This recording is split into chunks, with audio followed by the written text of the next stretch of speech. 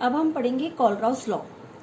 Kohlrausch law किस पे आधारित था? कोलराउस लॉ ये इनफाइनाइट डाइल्यूशन ऑफ इलेक्ट्रोलाइट पर आधारित था, यानी अनंत तनुता पर इलेक्ट्रोलाइट यानी विद्युत अपघटे की अनंत तनुता पर इसे बनाया गया था। इनफाइनाइट डाइल्यूशन ऑफ इलेक्ट्रोलिटी, पहला पॉइंट इसका ये है। अब इसके कैटायंस और एनायंस क्या होते हैं? कैटायंस और पॉइंट 3 एनायंस, उस पर भी आधारित था कि किस प्रकार से हम कैटायंस और एनायंस को इसमें डिफाइन करेंगे। और पॉइंट नंबर 4 मोलर कंडक्टिविटी, ये मैंने आपको पहले ही पढ़ा दिया है कि मोलर कंडक्टिविटी क्या होती है। तो इनफाइनाइट डाइल्यूशन ऑफ इलेक्ट्रोलाइट यानी अनंत तनुता पर विद्युत अपघटे, इसको हिंदी में लिख लेंगे अनंत तनुता पर विद्युत अपघटे। और कैटायंस यानी धनायंस और एनायंस यानी ऋणायंस और मोलर कंडक्टिविटी माने मोलर चालकता। तो कोलराउस के नियम के लिए आपको 4 चीजों की जरूरत थी। एक, अनंत तनुता पर विद्युत अपघटे यानी infinite dilution of electrolyte, cations, anions और मोलर कंडक्टिविटी। इन चारों को बना करके एक रूल्स बनाया गया कि मोलर कंडक्टिविटी किस प्रकार से इनफाइनाइट डाइल्यूशंस ऑफ इलेक्ट्रोलाइट पर प्रभावित होती है। तो ये कहा गया the molar conductivity of infinite dilutions of an electrolytic, ठीक है। द मोलर, डेफिनेशन लिख रही हूं मैं इसकी, the molar conductivity eight infinite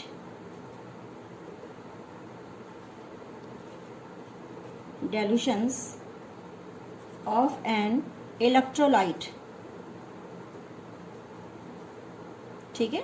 electrolyte is equal, किसके बराबर होगा? Is equal to the sum of conductance of its cations and anions, its cations and anions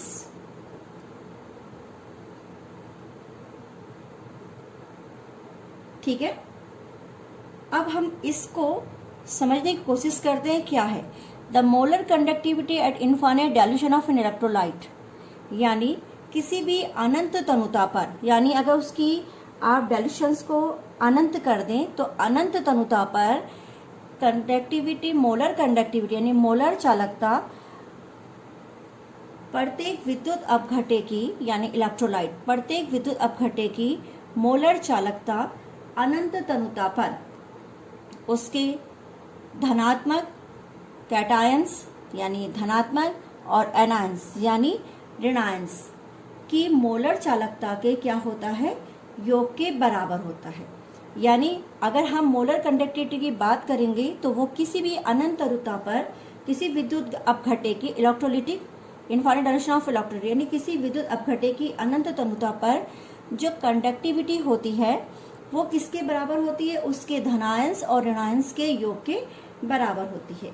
यदि हम मोलर चालकता अनंत तनुता पर हम यानी इनफाइनाइट डाइल्यूशन पर हम इलेक्ट्रोलिटिक की कंडक्टिविटी मोलर चालकता सिग्मा एम, ये कैटायंस के लिए है और ये क्या है? एनायंस के लिए है, ठीक है। Cap infinite plus cap infinite minus, यानी अगर हम इलेक्ट्रोलिटिक के लिए पॉजिटिव और नेगेटिव में इनफाइनाइट डाइल्यूशंस हमारा ये होगा तो कोलराउस के नियम के अनुसार ये इक्वल हो जाएगा मोलर कंडक्टिविटी के, इसके अनुसार ये आपका डेरिवेशन है कि किसी भी अनंत तनुता पर जो इनफाइनाइट डाइल्यूशंस होता है उसकी चालकता, ठीक है, molar conductivity of the infinite dilution of electrolyte is equal to the sum of the conduction of its cations और एनायंस, उसकी मोलर चालकता के धनात्मक और ऋणात्मक योग के क्या होता है? बराबर होता है। तो यहाँ पे मोलर चालकता कोलराउस के नियम के अनुसार 4 चीजों की जरूरत थी, उसका कैटायंस, उसका एनायंस, मोलर कंडक्टिविटी और इनफाइनाइट डाइल्यूशन ऑफ इलेक्ट्रोलाइट, यानी किसी भी विद्युत अपघटे की अनंत तनुता उसको चाहिए थी। तो उसने इन चारों को मिला करके एक नियम बनाया और वो उसके क्या होता है, बराबर होता है। ये जो नियम उसने बोला था वो वैसे प्रबल विद्युत अपघटनों के लिए बताया गया था कि प्रबल विद्युत अपघटन पर ये चीजें बनाई जा सकती है। तो यहाँ पे आपका कोलराउस का नियम ये है। अब एक एग्जाम्पल द्वारा कि कोलराउस का नियम क्या चीज है और वो कैसे अप्लाई करता है, बराबर आता है या नहीं आता है, इसके लिए एक एग्जाम्पल के द्वारा आप इसे समझेंगे। तब तक आप इसे थोड़ा सा स्क्रीनशॉट के द्वारा नोट कर लीजिए।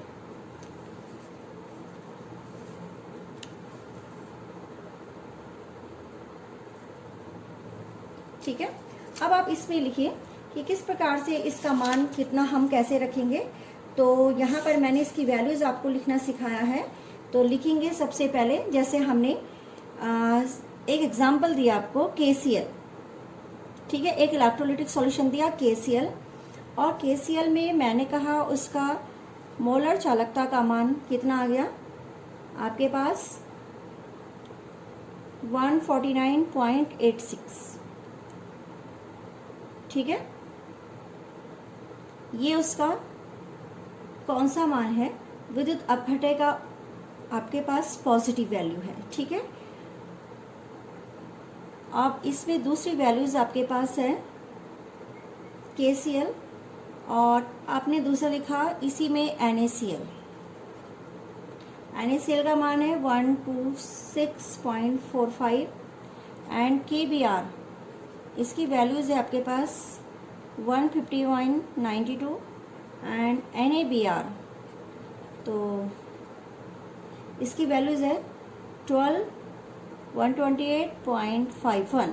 तो हमने यहाँ पर इन दोनों का जो अंतर निकलेगा, ठीक है, विद्युत अपघटन ये हम ऋणात्मक के लिए ले रहे हैं, ठीक है।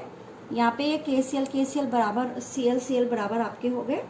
तो यहाँ पर से आप वैल्यूज देखेंगे तो 6 में से 5 गए तो 1 एंड 8 में से 4 गए तो 4 पॉइंट, 9 में से 6 गए 3 एंड 4 में से 2 गए 23.1।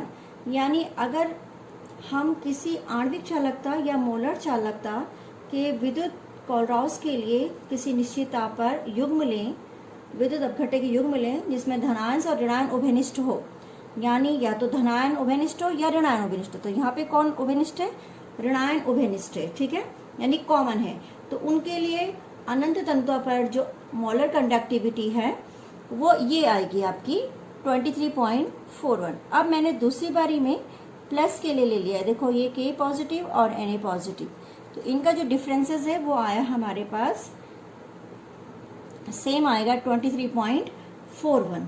तो यानी अगर उनका अंतर यानी किसी समान ऋणायन के साथ K पॉजिटिव Na पॉजिटिव के लिए अंतर यानी मोलर चालकता की यानी विद्युत अपघटन की मोलर चालकता का मान 23.41 है, तो इसी प्रकार से वो ऋणात्मक के लिए भी मान उसका निकलेगा। तो कोलराउस के नियम ने निष्कर्ष निकाला कि यह अंतर में तभी समानता पाई जा सकती है जब इसकी अनंत तंतुओं पर जो मोलर कंडक्टिविटी है, ठीक है, एक निश्चित क्या करे, पार्टिसिपेट करे। तो इस प्रकार से मोलर कंडक्टिविटी उसके धनायन और उसके ऋणायन के योग के बराबर के साथ साथ उसकी जो वैल्यूज है वो मैंने आपको यहाँ पे molar conductivity, infinite molar conductivity दोनों की निकाल करके दोनों का डिफरेंसेस मैंने आपको यहाँ पे बताया है।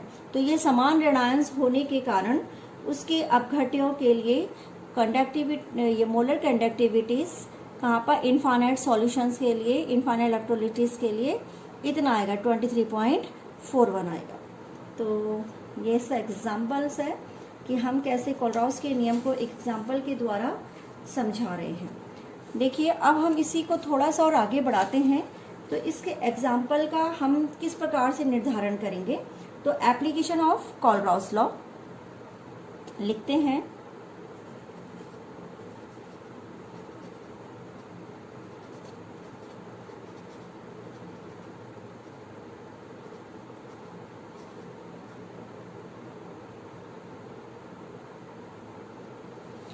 ठीक है, एप्लीकेशंस किस प्रकार से हैं इसके, मतलब कहाँ पे ये हो पाएगा। तो पहला पॉइंट्स मैं लिख लेती हूँ, वैसे पॉइंट्स बहुत सारे हैं मगर शॉर्ट में मैं आपको समझा देती हूँ कि किस प्रकार से हम इसका निकाल रहे हैं।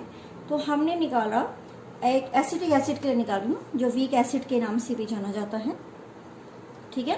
तो हम लिखेंगे determination of the cap M infinite for a weak electrolytic. देखिए अब determination of the lambda M for the weak electrolytic, यानी किसी भी दुर्बल विद्युत अपघटे के लिए मोलर चालकता किस प्रकार से डिफाइन की जाती है, उसका डिटर्मिनेशन कैसे निकाला जाता है। तो हमने सबसे पहले वीक एसिड का मोलर चालकता निकाली अनंत अनुता पर, तो मैंने उसे 2 आयनों में तोड़ दिया। इसके लिए एसिटिक एसिड के लिए निकालने के लिए हमें क्या क्या चाहिए, NaCl, HCl, ठीक है, और साथ ही साथ सोडियम एसीटेट CH3 COONA, इन तीनों की हेल्प से हम इसे निकालेंगे। तो हमने यहाँ पे सबसे पहले एसिटिक एसिड और मैंने इसको लिखा एल्डेहाइड आयंस और प्लस एसीटेट आयंस। फिर उसके बाद HCl का निकाला तो एल्डेहाइड आयंस इनफाइनाइट ऊपर इनफाइनाइट है, फिर इसी प्रकार से क्लोरीन का निकाल दिया। एंड नेक्स्ट निकालेंगे हम CH3 COONA, तो ये हो जाएगा आपका लैम्डा इनफाइनाइट एसीटेट और plus lambda infinite Na positive.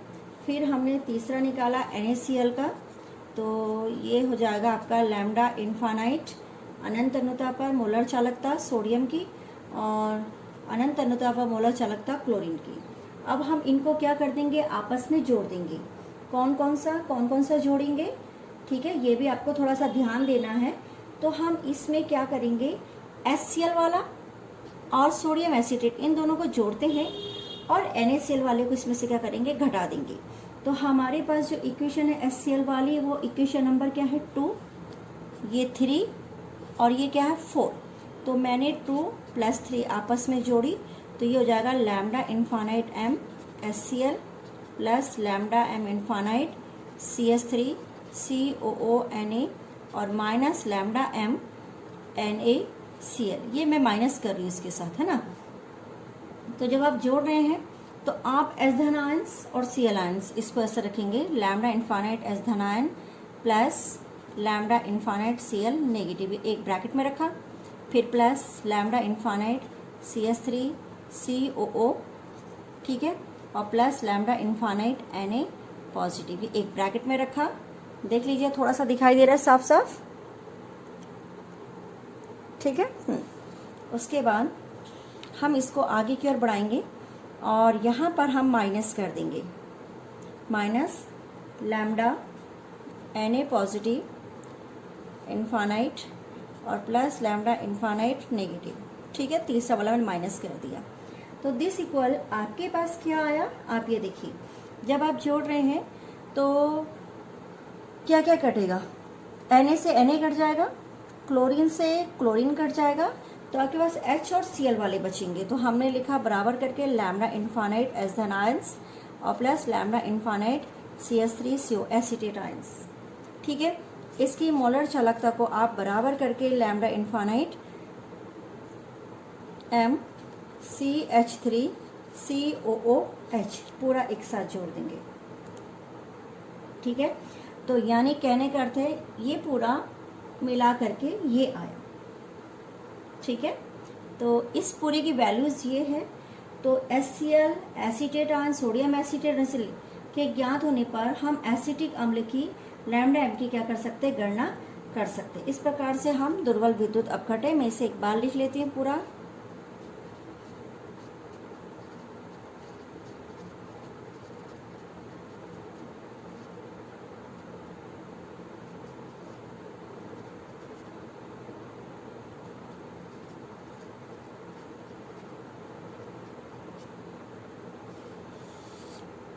ये आपका आ गया, तो एसीटेट आयन के बराबर होगा। तो दिस इज ए कॉलरस नियम। ये कॉलरस नियम के लिए किसी दुर्बल विद्युत अपघटे किसी का भी आपको मान निकालना होगा, उसके लिए आप उसका यौगिक लेंगे और उस हिसाब से उसको आप मान ज्ञात कर सकते हैं। यानी अगर सोडियम एसीटेट अगर आपके पास है और NaCl है और HCl है, तो आप एसिटिक अम्ल का वीक एसिड इलेक्ट्रोलाइटिक का क्या निकाल सकते हैं, मोलर चालकता अनंत